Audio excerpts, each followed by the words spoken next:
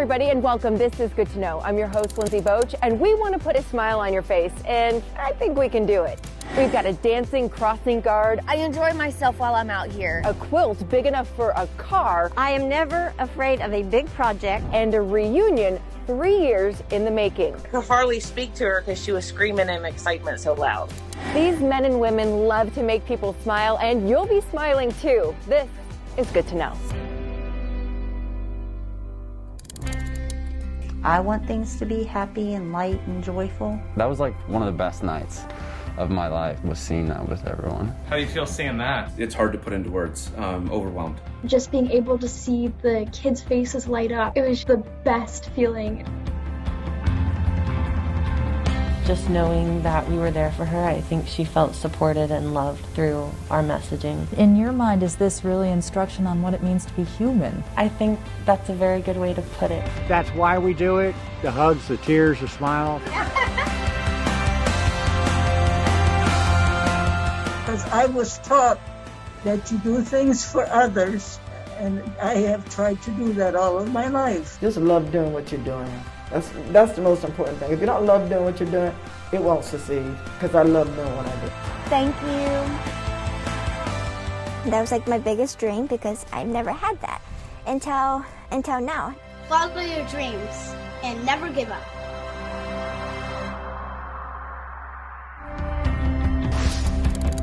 We already got a little sneak peek, but we're starting with this crossing guard in Tennessee who's guaranteed to put a smile on your face.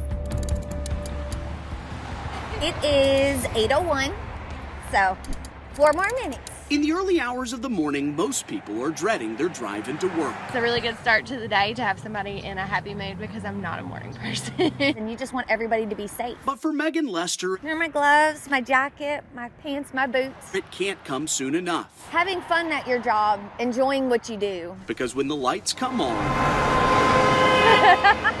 and the traffic starts to slow. All right, here we go. It's her time. Good morning! You can't see me over some cars. To shine. Good morning, darling. She seems to greet every car. You better put a smile on that face. Thank you. With the same enthusiasm. Hi, honey. Sometimes dancing her way through the day. I like to pretend that I'm driving, and I usually get some good laughs on it. I do little dance moves. I enjoy myself while I'm out here. She's only been directing traffic in front of Black Fox Elementary for 1 semester. Good morning!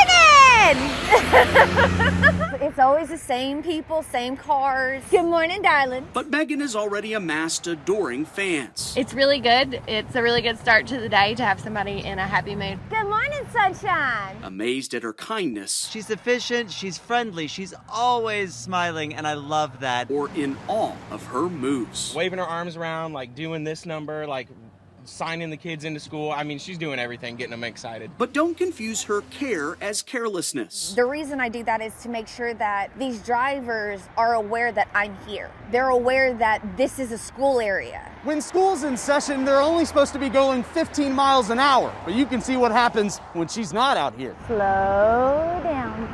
Thank you. And thank goodness she is.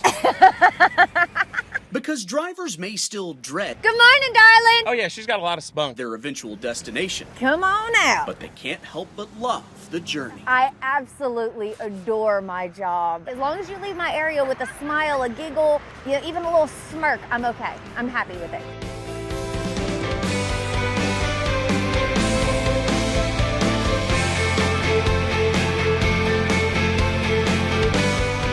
A Missouri teen's homemade movie had a surprising ending for the director, and it's all smiles.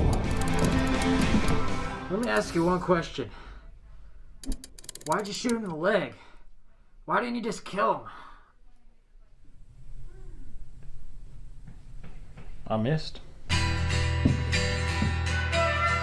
The Man Who Missed is a Western written and directed by George LaHood, a 17-year-old Blue Valley student. I love Westerns. They're one of my favorite genres. I basically had a movie in my head. I just needed to make it. Making it involved long hours over the summer, with Missouri Town 1855 and Lee Summit serving as a backdrop for several scenes. But it was originally going to be a much shorter production. It's just kind of like a short little 2-scene, 6-page script, and one of my friends was like, hey, why don't you make this longer? With plenty of time on his hands, thanks to the pandemic, he wrote more, and his friends were all in. If you can picture a group of high school 17-year-old friends trying to make a movie, that's pretty much exactly what it was like. Including David Westerhouse, who not only plays the title character, but also wrote the music. The very last one is my favorite because that's the last piece of music I wrote for it.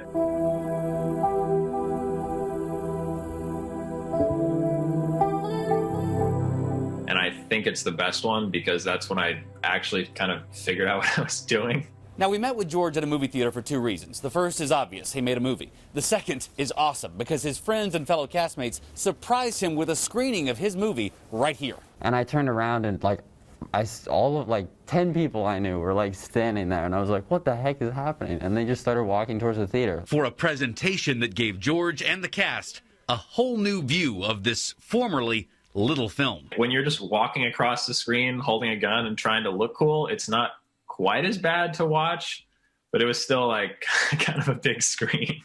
For probably a quarter of it, I was like this.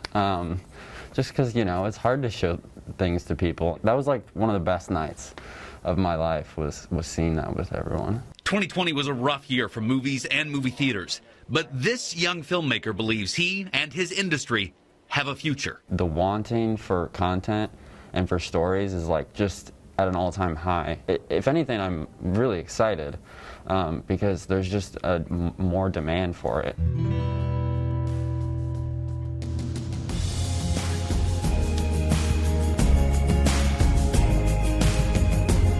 There's so much more that's good to know. This woman's artwork is sure to bring a smile to your face. I used to paint with my right hand, long time ago. I'm a right-handed person. I think my left-handed paintings are better than my right-handed paintings, and I really feel that way. And her inspiration is good to know.